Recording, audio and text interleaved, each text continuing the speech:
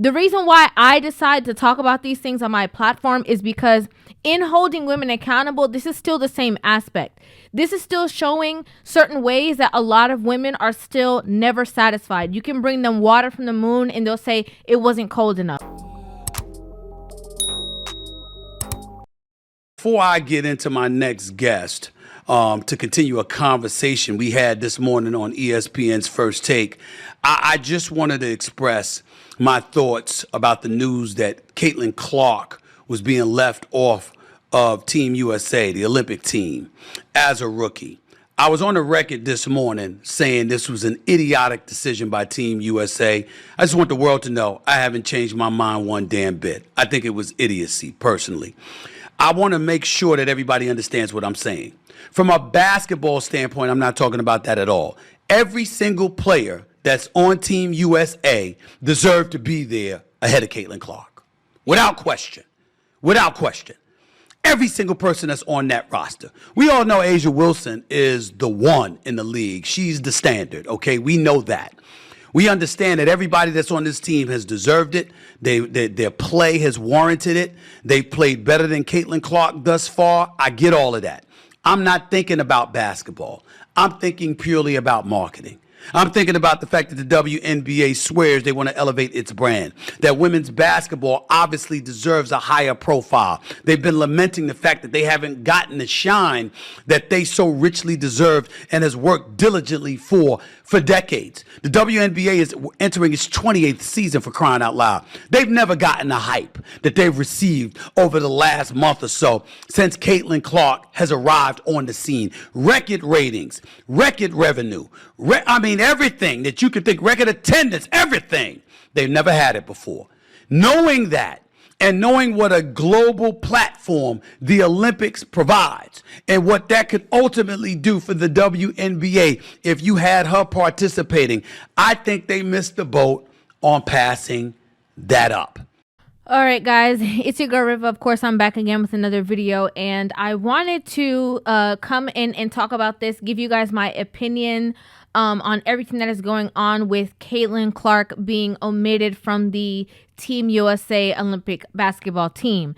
Now, first of all, one thing that I noticed that I've seen happen time and time again is that a lot of people think that whenever you speak on, these situations, that one, you're either 100% for this person or 100% against them. And I think that, using logic and taking your emotions out of the situation, it is just looking at the situation and calling it for what it is. Right? So in talks about Caitlin Clark, the same way that Stephen A. Smith just said, it's not saying that she is the best basketball, WNBA basketball player of all time. There's no one saying that she is, the best player that we've ever seen ever, period, in life, in real time. No one has ever said that. The conversation is simply about, again, capitalizing off of the momentum that she is bringing to the sport and using that to their advantage, just looking at it from a business decision. So I'm going to go ahead and press play. We're going to get into a little bit more in depth in the conversation, and I'm going to continue to give you guys my feedback afterwards. That's where I stand with it. That's what I believe is fair to say, but I'm not the only voice here that matters. I brought on who I consider to be an elite voice. She has emerged as a star in this business. She does a phenomenal job as a basketball analyst for ESPN, WNBA basketball, women's college basketball, NBA basketball, the list goes on and on. I think she's brilliant. I think she's fantastic. I love having her on any platform that I am on.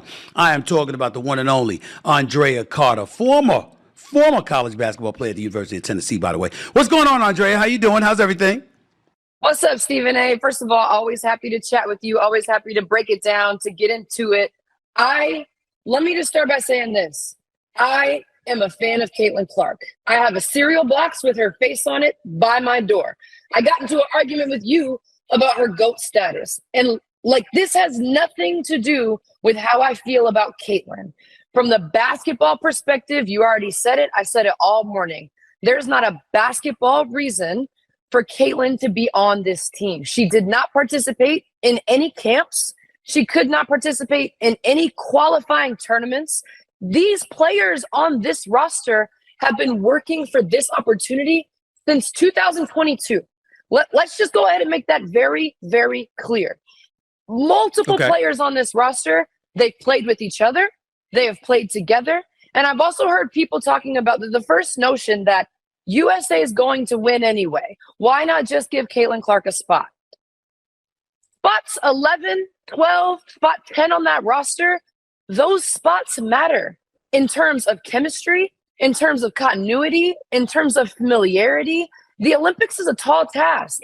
And for people to just think, well, USA is going to win anyway, why not sacrifice a little of the integrity of the roster for a marketing perspective, blows my mind. One, you see the roster the men's team just put together? They're not playing around. And I know the NBA might not need marketing. They can't afford to, Andrea. They can't afford to. Stephen A. But I think the W can afford to in the long run, because hear me out. The men aren't playing around because they've realized the rest of the world has caught up. The reason why it takes the rest of the world to catch up is you take some L's. The women's side on Team USA can't afford that. They can't afford lack of continuity. They can't afford lack of chemistry, because whether people believe it or not, women's teams around the country are also catching up. I'm going to say this, right? So she was saying that the men's NBA basketball team cannot afford to take an L. And, she's saying that the WNBA team, they have to continue their winning streak and stuff like that. But I just want it to be noted that, I don't know. I can only be speaking for myself and from my perspective, but this is the first time I've ever heard about the WNBA winning anything in terms of like the Olympics in basketball, period. This is the first time I've ever heard of it. And since I know that this is the first time I'm hearing it, I'm sure that there's going to be like millions of people who is going to be their first time hearing it as well. So I just think, again, in my personal opinion, what I keep seeing happen within these conversations is that a lot of people are stepping into the realms of, making decisions out of this situation based off of, again, feelings, emotions, what's fair and what's not fair. And I don't think that anybody is truly thinking about the bigger benefit of the sport in general. The reason why I decide to talk about these things on my platform is because in holding women accountable, this is still the same aspect. This is still showing certain ways that a lot of women are still never satisfied. You can bring them water from the moon and they'll say it wasn't cold enough. Like, there's always these kinds of things that happens, and we're seeing it happen in real time in the WNBA arena where, somebody will, again, like Caitlin Clark, she's bringing certain highlights, certain marketing, certain eyes to the sport. And, they start to pivot and talk about what's fair, what's not fair, what's deserving, what's not deserving. And we get all of that. But at the same time, if you're thinking through straight business, you would understand that it's going to be beneficial to the entire league, not just the Olympic team, but the entire league as a whole, based off of, again, all eyes being there and watching the entire game that she's involved in. I think that's something that's extremely important that people are not realizing, that other people are going to get the highlights. I don't know if her name is pronounced Asia Wilson or Aja Wilson, a great basketball player. I would have never known about her, period, if it was not for all of this Caitlin Clark conversations that we're having on social media. I'm just going to be completely honest about it. Like, what's a worse marketing tool to lose gold? And there are people saying, oh, there's no chance. But why not make that as sure a possibility as you possibly can? Okay. Winning gold is the ultimate marketing tool. I get what you're saying, Stephen A. I get what you're saying. But matter of fact, I'm going to let you go. I just think marketing, while it's great, Caitlin is already marketing the W, and a little bit of rest for Caitlin and having her come back from the Olympic break and having her be in the All-Star game and having her finish the season strong. That's marketing in itself. People are going to tune in. It's the Olympics. It's the Olympics. People have more grievances. People have more grievances against this country, and they still find a way to tune into the Olympics. It's true, Stephen A. I just want to give a little bit of context because I did my research on this, okay? 11 million people tuned into the Olympic medal, the gold medal games, right? 18 million people watched NCAA, the women's championship game that included Caitlin Clark. 18 million to 11 million. And again, when she's saying risking gold and that's the best marketing, obviously that has not been the best marketing for these last couple of years because a lot of people did not know about that.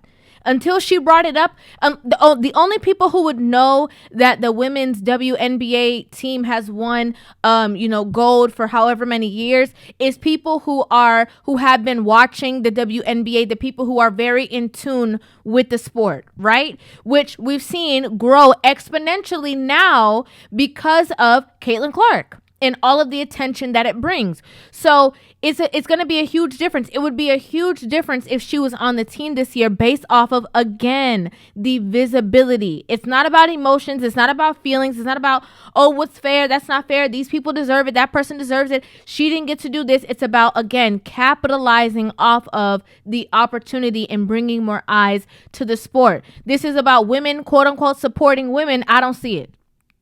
You would think that wanting to advance the game, that they would think about that in totality instead of, again, thinking about, oh, well, we just care for her so much. We want to give her a break and we want her to focus on the W, but this is still focusing on that.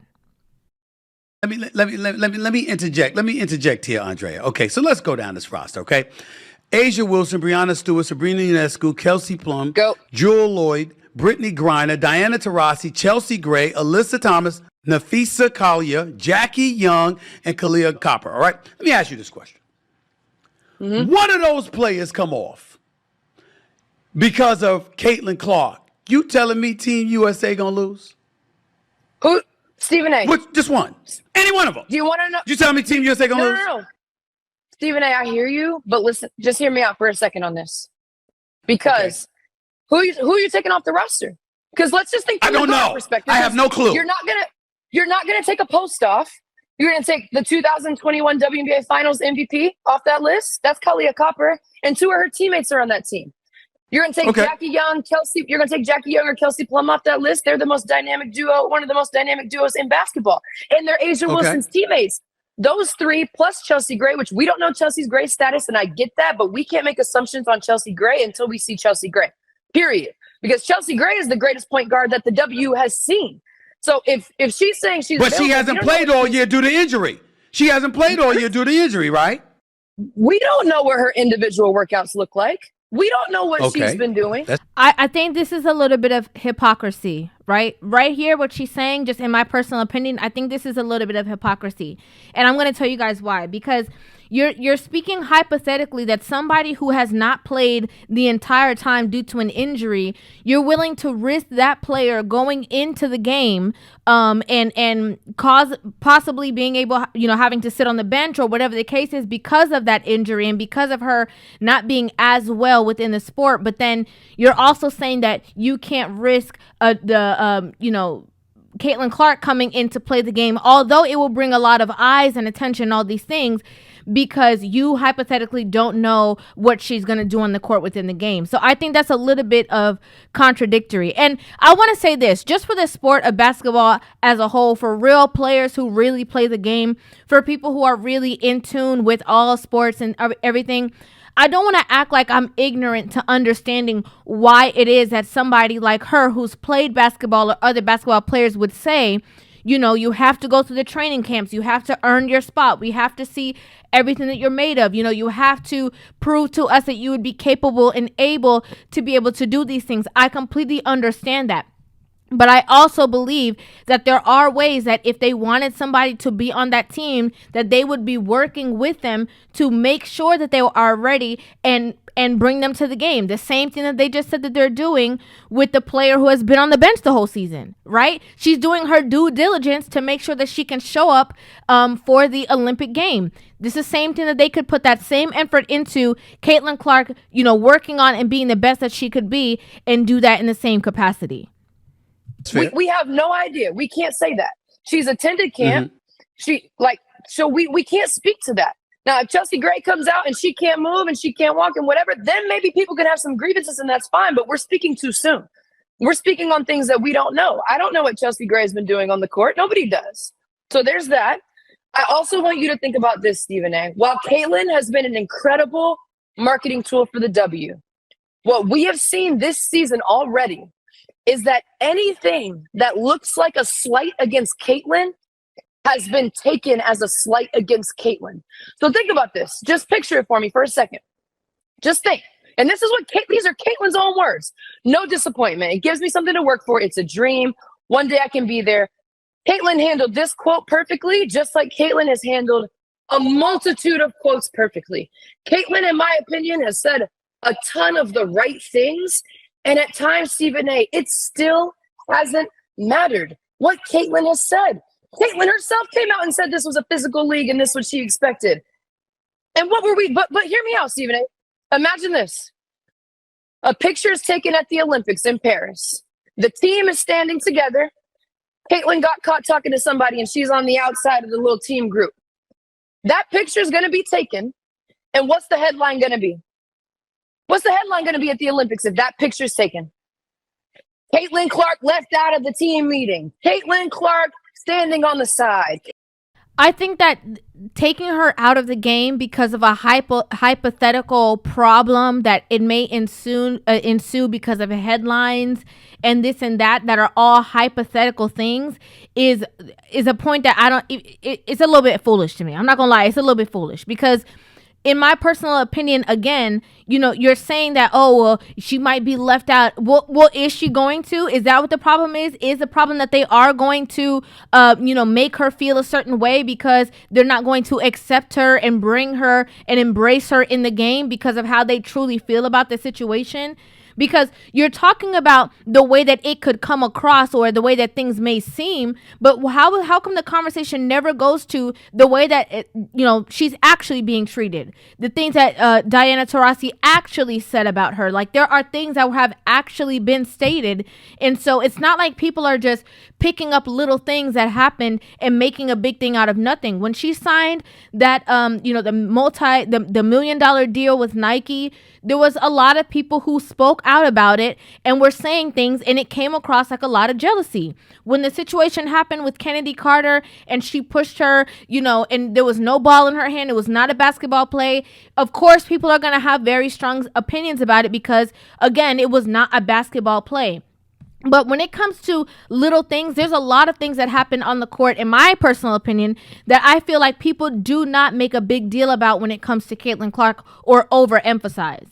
I think that the other things, because of how much media attention she gets, of course, certain things are going to, spiral and get extremely huge. But at the same time, I think that there's a lot of things, even with Angel Reese, in that same game with Kennedy Carter, when she pushed her down, Angel Reese had a foul and Caitlin Clark, she flopped, right? And so it wasn't a big deal. It wasn't a big talk of conversation. It wasn't like, I can't believe Angel Reese treated her like this. No, everybody let it go because they knew it was a part of the game.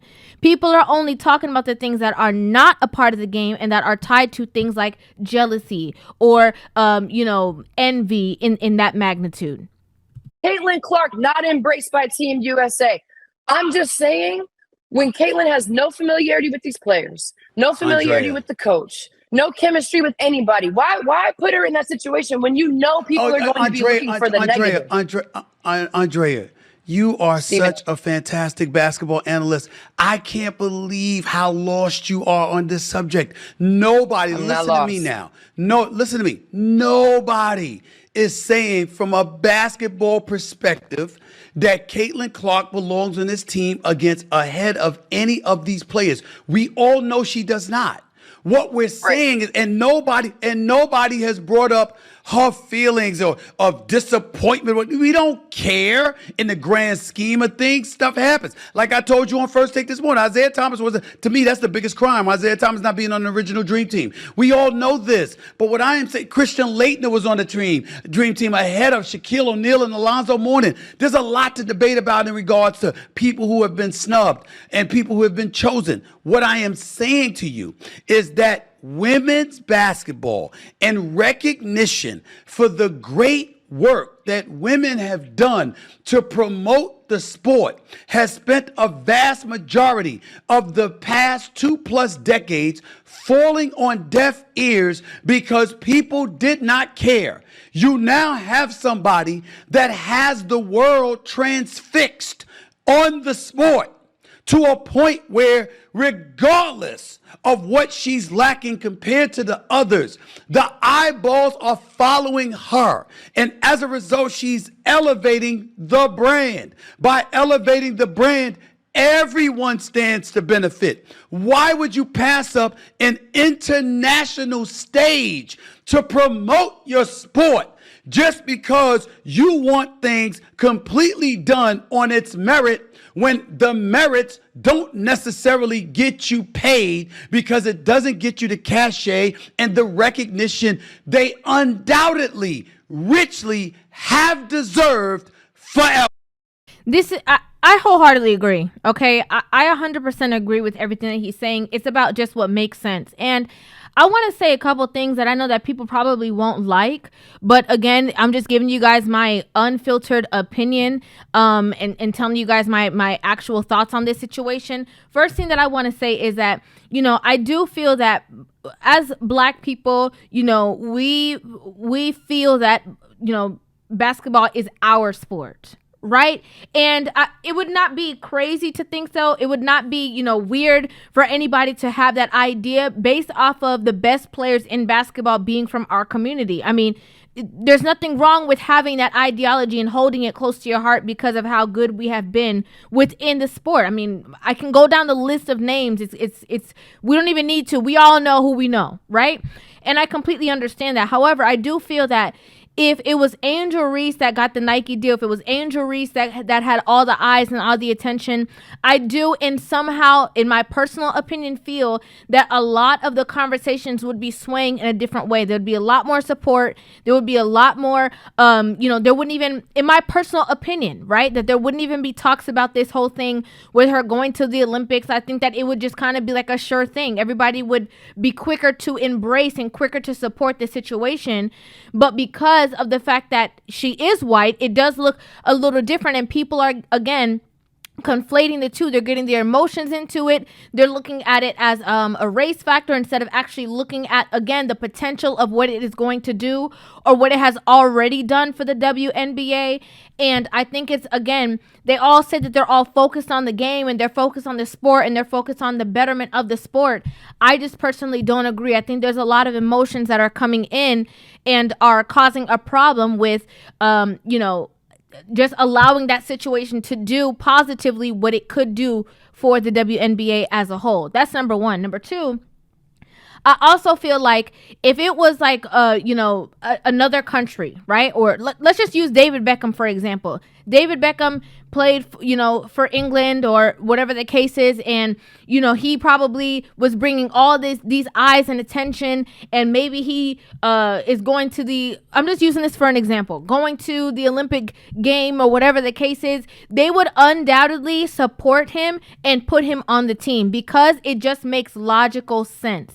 It just makes sense. You're getting all these highlight. You're getting all this attention. We're going to work you and make sure that you are ready because you are at the forefront and you are the representative of this WNBA game. You are causing all of these positive changes within the WNBA game. We are going to stand behind you and support you. I think it just makes sense. It's not even that deep to go look into and find out this and find out that. It's just because people are putting, again, their emotions and their feelings in front of the logic of capitalizing off of the situation. How is that a point y'all are not getting? I hear you on the marketing perspective, Stephen A. I promise you. But when Caitlin first joined the W and she was taking hits left and right, she gets hit by Ezi Magbagor in the head. Ezi Magbagor plays for Seattle. What do people start to say? Wow, Caitlin's being targeted in the league. Meanwhile, me, Shanae, anyone who knows the league says, no, that's just Ezi Magbagor. Like that's what she's used to. Now this negative narrative is painted on the league for targeting Caitlin Clark. So now I want you to keep that in mind, right? Keep that in mind. Yes, a ton of eyes are on the league. But every little thing that happens to Caitlyn is dissected. And it's not Caitlyn's fault. We have dissected every hit, Kennedy Carter's hit aside. Because I already told you aside that I thought Kennedy Carter's hit was out of line. I thought her comments on the back end were comments that a hater would make. So Kennedy Carter aside, everything else that has happened to Caitlyn, we have dissected it to a T. And even when Caitlyn has come out to say it's not a big deal, people have still claimed it's a big deal. So you want to put Caitlyn, which now we have seen, yes, she can grow the market. Wonderful. We love that. But now you want to put her in a situation where she doesn't know anybody. She doesn't know the coach. She hasn't had any time to gel with this team. She might not get very much playing time. It's more physical overseas. And I'm asking you, why do you... So let her sit on the bench, right? Like, so just let her sit on the bench. If that's the case, let her sit on the bench so that everybody can say, oh, at least she was there. Let her go in for 1 point in the game and put her back on. It's about what would make sense logically. And again, the eyes on the game, making sure that people are tuned in, making sure that people are watching. That's what would make sense. I just feel like, this is a little bit, driving into the waters of, she's not going to be accepted and people don't want to do this and people don't. If you can say yourself that of all the things that you mentioned one thing that happened with Kennedy Carter, and you yourself are saying that you feel like she was a hater. You said the comments that she made come like somebody who was, hating on somebody else. If you yourself can say that, that means that there is validity to some of the things that are happening that are being dissected. The reason why they're being dissected, again, is because she brings so much eyes to the game. There's going to be positive responses and negative responses. My question is, how come the conversation is not about how they should be embracing her, and instead it's about how, she just said this is okay and she said it's fine. And of course she's going to say that. This is her career. She signed a contract. She has a deal. And, the people who are supposed to be her comrades, her coworkers, are not fully embracing her. The last thing that she would want to do is go on an interview and then start talking trash about the same people who already don't like her. That would not make any sense. So we can't even go off of what Caitlyn is saying. There's no way that she's going to stand there and say, oh, yeah, they tripping. She can't do that. That wouldn't make sense business-wise. That would not make sense in any space. But again, what about the embrace? How come there's no conversations about how she should be embraced? It's always about, well, they're not, she's not going to fit in, so she should just stay home. Care. I'm asking you, why do you care if that's going to lead to uplifting the profile of the sport, which will get everybody what they richly deserved for years? Why do you care about that? That's my point. When there's potential for it to be dissected to a T, everything that happens, a potential something that is unintended be taken in a negative light. And what is that, Stephen A? It's a distraction to the ultimate goal for Team USA. For Team USA, distractions. Gold. I think Team USA will still get the gold, and ultimately distractions are what end up funneling money into your coffers, which pays the bills. What's the problem? That's publicity. The news every day is led with some form of negativity. Murder, robbery, crime, whatever it is. They don't lead with the feel-good stories. Why? Because it doesn't sell. That's what I'm talking about. I'm talking about the WNBA selling, Team USA selling. Stephen A., the news station is not trying to have a team focused on a mission. The news station is reporting the news. That's what they're supposed to do. But when you think Caitlyn Clark would compromise the mission? I think everybody is still reporting on the news. Kennedy Carter pushing her down was the news because that's something that actually happened. People are reporting off of things that people are actually saying. You're acting like this is stuff that people are just, creating scenarios out of nothing. And I strongly don't see that. I don't see that. I see people saying something and then people talk about what that person said. I see somebody doing something and then people speak about what that person did, And again, it's all about 100% the visibility of of the WNBA team. And again, if it's a women supporting women, if women want the sport to grow, you know, women are not getting the same visibility as the NBA. They want to be recognized. They want more money, something that we've been seeing for a long time, a lot of years. People are talking about it, you know, then it would just only make sense, again, I have to say it for like the 50 millionth time, to capitalize off of this situation. That would be the smart decision to do. That's what would make sense. What would make sense is for other WNBA players to embrace her as a part of their community and as a part of their team. It would make sense that she would have been on the Olympic team, even if she is only on the sidelines, even if she only played one time, just for the fact that all those other players would still have gotten a highlight that night because of all the visibility that she would have brought to the sport. It is not something, that is so illogical to think. It makes sense and it would help the sport. Again, talking about how much they won before, and they did this, and they did all these things, talking about all that. It's all good and fine, but nobody knew about it, and people didn't see it. Okay, I just got to be honest. A lot of people do not watch it. I think, a lot of women especially are not the ones who are even supporting the WNBA. It is mostly men who are supporting the WNBA. The ones who stay with, college ball. They end up watching, the true lovers of the game. They watch college ball. They watch women's sports. They watch women's college ball, especially with, the highlight of Angel Reese and Caitlin Clark being in the mix. So we have to take into account what these people who are the potential people who are watching the game, what they're saying, what they think, and what they're feeling. And just the fact that it brings out so many strong emotions is why it is a positive thing for the sport. That's what makes it all positive. When people have something good to say, bad to say, indifferent to say, it's causing an emotion. So in causing an emotion, it will cause them to watch it as well.